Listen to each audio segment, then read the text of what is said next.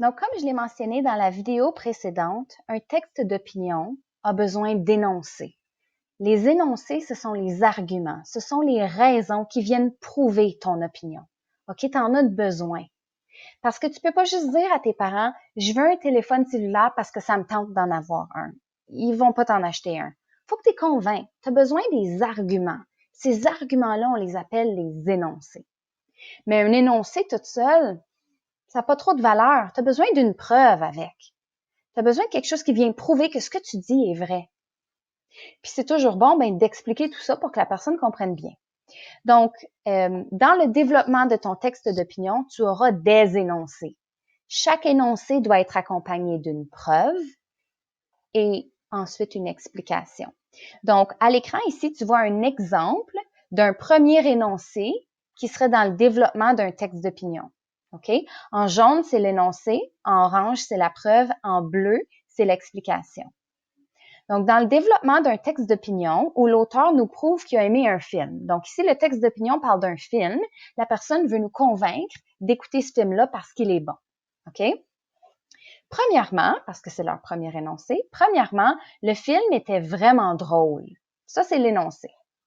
Là, on a la preuve. Justement, le personnage nommé Gringo s'habillait en vêtements trop petits pour lui, était échevelé et disait toujours des choses hors sujet, surtout envers son patron à son travail. Il allait même jusqu'à l'insulter sans s'en rendre compte. Donc, cette preuve ici, c'est un exemple ou même un extrait du film.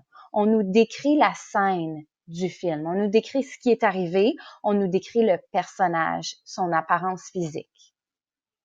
Mais là, on doit l'expliquer. On doit expliquer comment cette preuve-là nous prouve que c'est drôle. Par conséquent, Gringo ajoutait beaucoup d'humour dans l'histoire.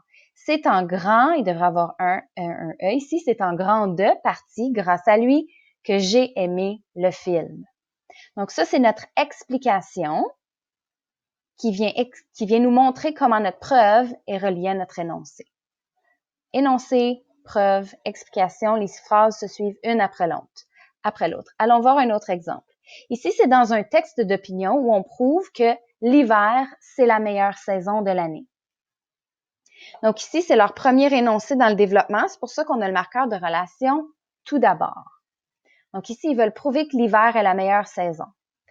Tout d'abord, je dirais que l'hiver est profitable car elle joue un rôle important dans l'économie. OK, le premier énoncé, c'est le rôle de l'hiver dans l'économie de notre pays. Voici notre preuve. Par exemple, selon Louise Gendron de la revue L'Actualité, 70% des exportations de vêtements, d'équipements de sport et de l'industrie de la motoneige rapportent 166 millions de dollars à chaque année. Donc là, on a une preuve. Ici, c'est une statistique, 70%, 166 millions de dollars. Donc, on a une statistique. Notre preuve, c'est une statistique qui vient appuyer, qui vient prouver que l'hiver est bonne pour l'économie. Puis là, on va expliquer tout ça. Donc, si nous n'avions pas d'hiver, notre gouvernement n'aurait pas ce joli magot d'argent, quantité d'argent, à dépenser sur des infrastructures pour nous. Donc, on a notre énoncé suivi d'une preuve, suivi d'une explication. Dans ton texte d'opinion, dans ton développement, toi, tu auras 3 énoncés. OK? Donc, ton premier énoncé, tu vas faire énoncé, preuve, explication, suivi dans le même paragraphe d'un autre énoncé, preuve, explication, suivi dans le même paragraphe d'un autre énoncé, preuve, explication. OK? Donc, ça, c'est le développement du texte d'opinion.